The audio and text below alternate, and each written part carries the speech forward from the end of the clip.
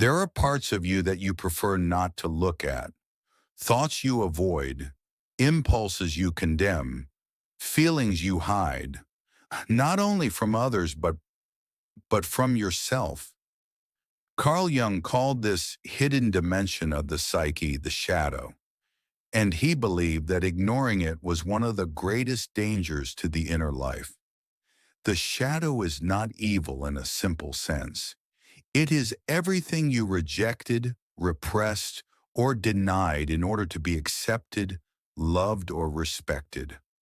Qualities that did not fit the image that you, or the world, and built about you. Anger, envy, selfishness, fear, jealousy, desire, but also fragility, sensitivity, and vulnerability that you learned to hide.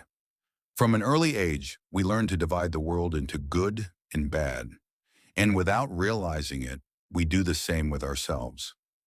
We keep what we consider acceptable and push the rest into darkness. The problem, according to Jung, is that what is not integrated does not disappear.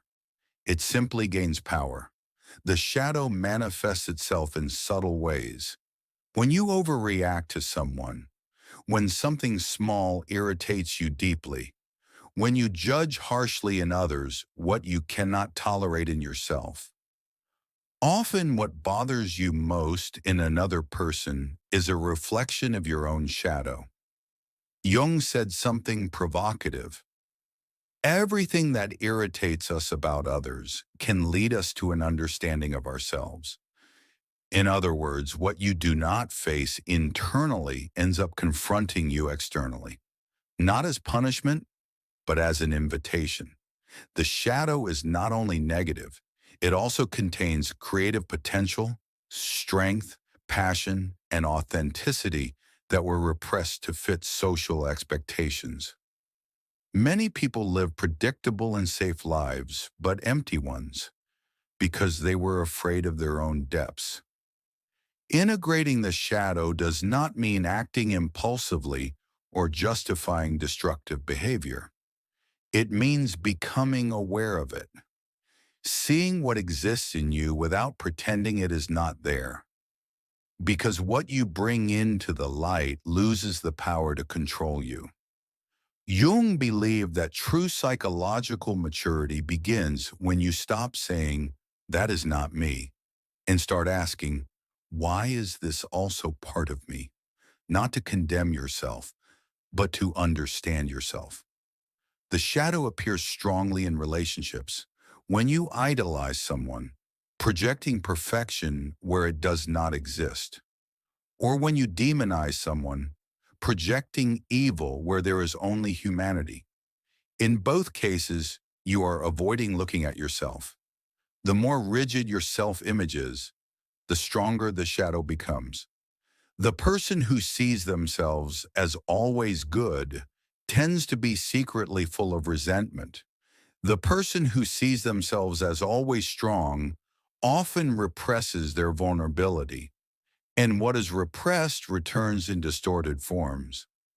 Jung believed that the process of individuation, becoming who you truly are, requires an honest encounter with the shadow, not to glorify it, but to integrate it, like light and darkness working together instead of destroying each other. Perhaps the hardest part of the shadow is admitting that you are not only who you wish to be, you are contradictory, ambiguous, complex, capable of love and cruelty, capable of courage and cowardice. And that does not make you less human. It makes you more real. Jung said that those who flee from their shadow end up living unconsciously, reacting instead of choosing, repeating patterns instead of learning, blaming the world instead of looking inward. Consciousness, by contrast, is liberating, but it requires courage. Perhaps today you could do a simple exercise. Observe your recent reactions. Where did you become disproportionately angry? Where did you feel deeply threatened? Where did you judge someone too harshly? Ask yourself honestly, what might this be telling me about myself? Not to punish yourself, but to see clearly. Integrating the shadow is a slow process. It does not happen all at once. It does not happen without discomfort. But every time you recognize something in yourself instead of denying it, you grow. Jung believed that the light of consciousness does not eliminate darkness. It transforms it. Anger can become creative energy. Envy can reveal authentic desires.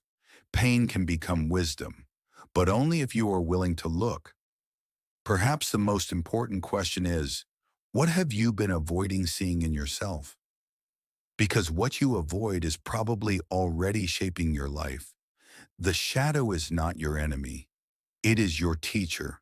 Harsh, demanding, uncomfortable, but profoundly truthful.